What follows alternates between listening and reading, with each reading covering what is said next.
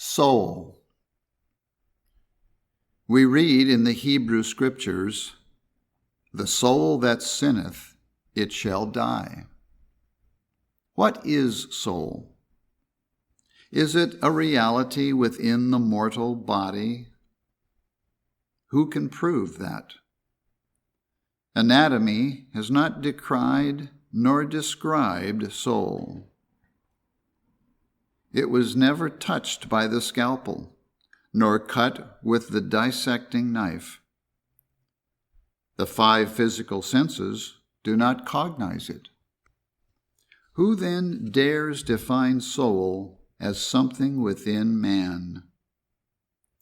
As well might you declare some old castle to be peopled with demons or angels, though never a light or form was discerned therein, and not a scepter had ever been seen going in or coming out. The common hypotheses about souls are even more vague than ordinary material conjectures, and have less basis, because material theories are built on the evidence of the material senses. Soul must be God. Since we learn soul only as we learn God by spiritualization. As the five senses take no cognizance of soul, so they take no cognizance of God. Whatever cannot be taken in by mortal mind, by human reflection, reason, or belief, must be the unfathomable mind, which eye hath not seen, nor ear heard. Soul stands in this relation to every hypothesis as to its human character. If soul sins, it is a sinner, and Jewish law condemned the sinner to death, as does all criminal law to a certain extent. Spirit never sins, because spirit is God. Hence, as spirit, soul is sinless and is God. Therefore, there can be no spiritual death. Transcending the evidence of the material senses, science declares God to be the soul of all being, the only mind and intelligence in the universe. There is but one God, one soul or mind, and that one is infinite, supplying all that is absolutely immutable and eternal: truth, life, love. Science reveals soul as that which the senses cannot define from any standpoint of their own. What the physical senses miscall soul, Christian Science defines as material sense. And herein lies the discrepancy between the true science of soul and that material sense of a soul which that very sense declares can never be seen or measured or weighed or touched by physicality.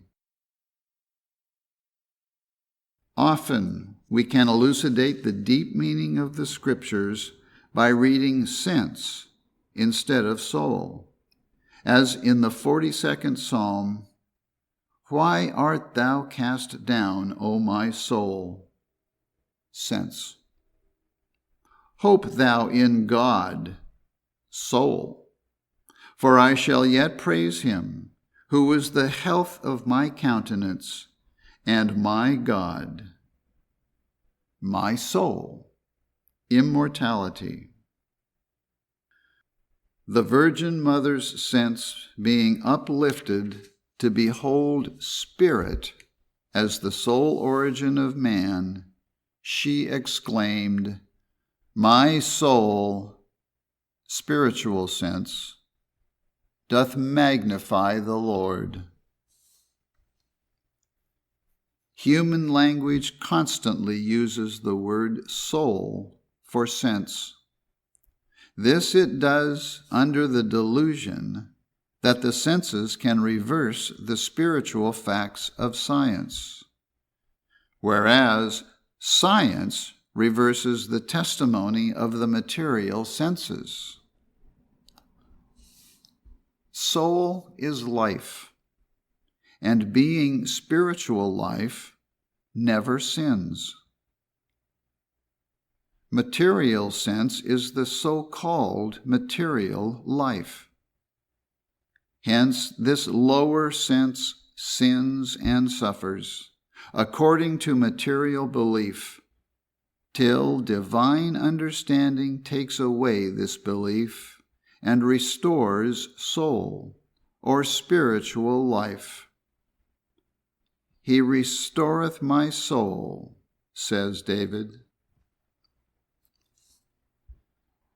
In his first epistle to the Corinthians, Paul writes, "The first man, Adam, was made a living soul. The last Adam was made a quickening spirit."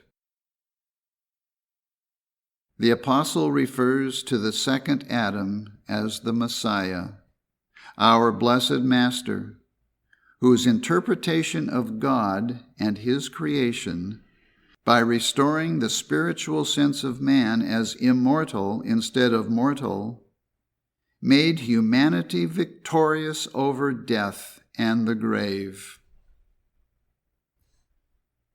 When I discovered the power of spirit to break the cords of matter through a change in the mortal sense of things, then I discerned the last Adam as a quickening spirit, and understood the meaning of the declaration of Holy Writ, "The first shall be last." The living soul shall be found a quickening spirit, or rather, shall reflect the life of the divine arbiter.